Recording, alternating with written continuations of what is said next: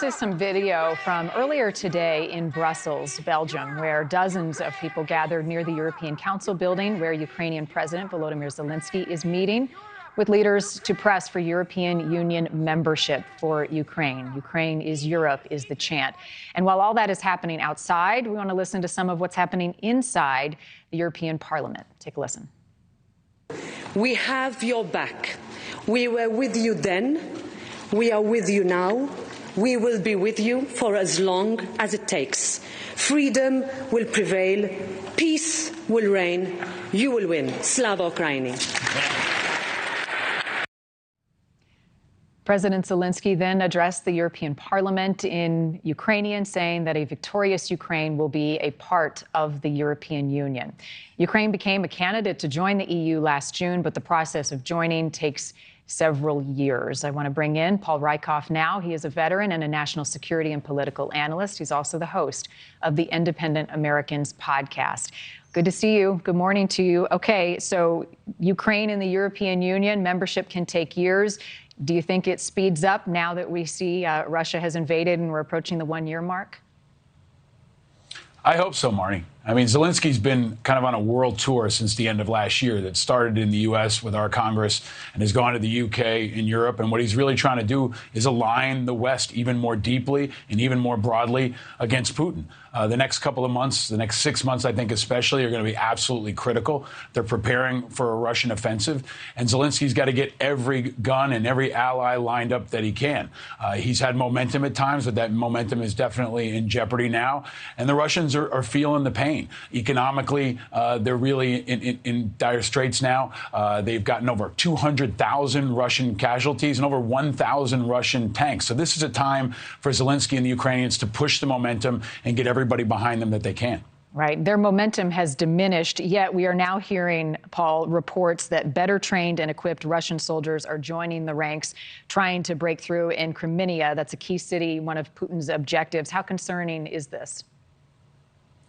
I think it's all concerning, Marty. I mean, this is going to be bloody. This is going to be brutal. This could take years more. I mean, folks didn't think it would take 1 year, but I think most of us in the military space understand this could take years potentially. And what you're seeing over the last couple of weeks is that Russia's been draining the tank of some of their lower end people. They've been sending convicts. They've been sending conscripts from the Wagner Group and others and sending human waves at the Ukrainians that have really taken a toll on both sides. And now it seems like Putin understands this is a pivotal turning point. So he wants to use his best. It might be the last of the best that he has left. And I think this next 3 months is absolutely essential. And with American tanks on the way, American Patriot missiles on the way, and American HIMARS already in the fight, it's going to be perilous.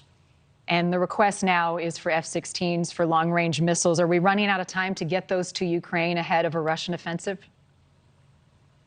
Yes. I mean, it's unlikely, even if we hit the button now, that the F-16s would get there in time. The Abrams tanks are going to take months, so they won't get there in time for this spring offensive. But if you assume that this could go on for potentially years, there's no time like the present. I would argue that we could have sent this stuff all in the beginning, and they could have been in the fight 6 months ago, and we could have saved potentially thousands or hundreds of thousands of civilian lives. But the longer it takes, the more civilians die, the more carnage there is. And I think we have to prepare for what is really the biggest land war we've seen in Europe since World War II. We've never seen an alliance like this from the West since World War II. It harkens back to the days of American support after 9/11, where everyone rallied around President Bush and everyone rallied around America. We really haven't seen that from then until now. And the Ukrainians are going to need it because Putin's going to fight down to his dying breath. U.S. support for Ukraine is critical. The president addressed it in his State of the Union this week. How did you receive the president's message as we approach a year? Frankly, I think it took too long to get to national security. I think national security is always most important. I would have liked to have seen him focus more on China, focus more on the American military. And he did have a good focus on American veterans, which I think was important. He talked about homelessness. He talked about veteran suicides, which are very, very important issues to the American military and to the veterans community.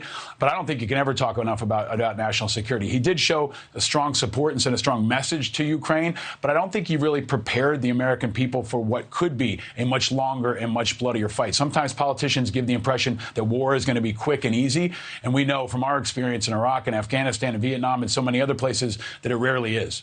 I'm glad you brought up the issue of veteran suicide and veteran mental health. I know it's important to you and so many. The president did talk about it. Can you better describe some of the challenges that our vets are facing right now and the support they need, and where the holes are that we can help bridge some of the help that they are in so desperate need of getting? Sure.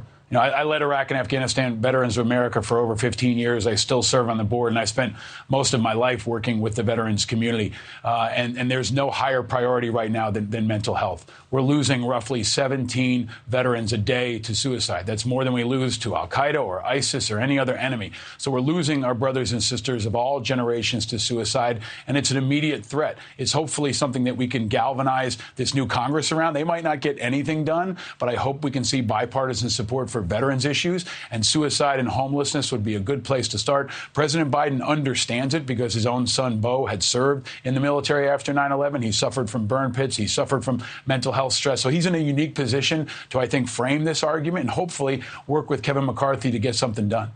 Finally, Paul, the president didn't spend much time talking about Afghanistan and the situation there. Was that a missed opportunity?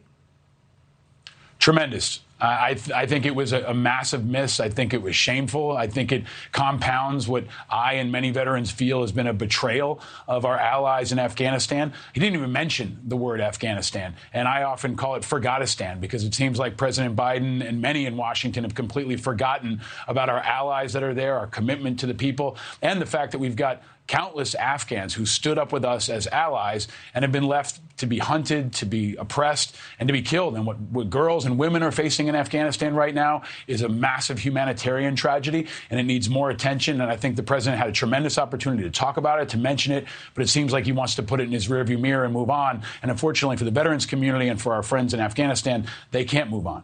No, it's an important issue, and you help us every single week highlight that and others. And what I love about you is you can talk about the serious stuff, and we can have some fun, too. So, Paul, I just have a moment.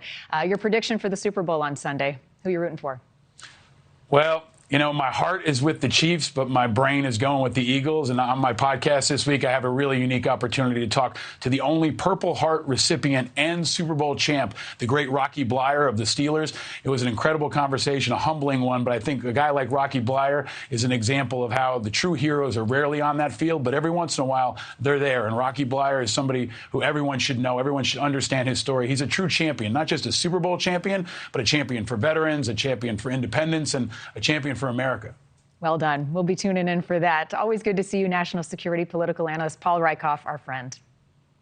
Thanks, Marnie. All right, make sure to tune in Monday night. Newsnation's Chris Cuomo is going to report live from Ukraine.